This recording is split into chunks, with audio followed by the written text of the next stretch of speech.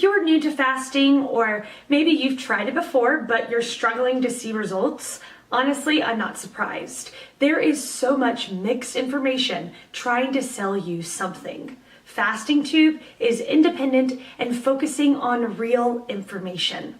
Let's get started with today's video. The question: when we fast for more 12 hours, which is burned first, our fats or muscles? Our body always burns a combination of carbohydrates, blood sugar, liver glycogen, muscle glycogen, fats, dietary fat, body fat, and amino acids, dietary protein, muscle. Another form of energy which is produced when liver glycogen stores are low is ketone bodies, which can be used by skeletal muscle, the heart, the brain, and so on.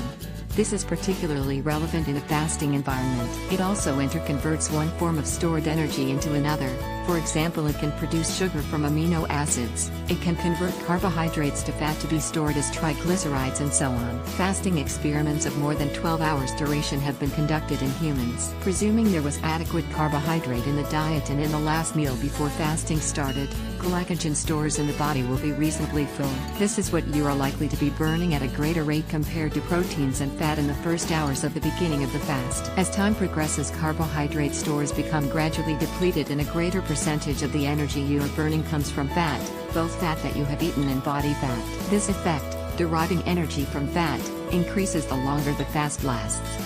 At this stage, you are likely to start producing ketone bodies, which begin to be used as energy as well. The likelihood of burning protein, dietary protein, and protein stored as muscle in the body, which gets broken down and circulates as amino acids in the blood, increases with an increased duration of the fast.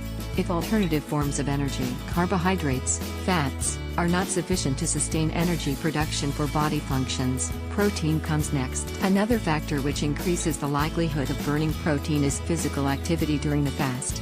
If you are fasting and exercising, the body is likely to derive some of its energy from muscle as well. To answer your question, fat definitely gets burned first when you fast for more than 12 hours. If you are fasting for several days and or exercising during the fast, you are likely to burn some muscle as well. But even in this case, much more energy would be derived from fat than from muscle.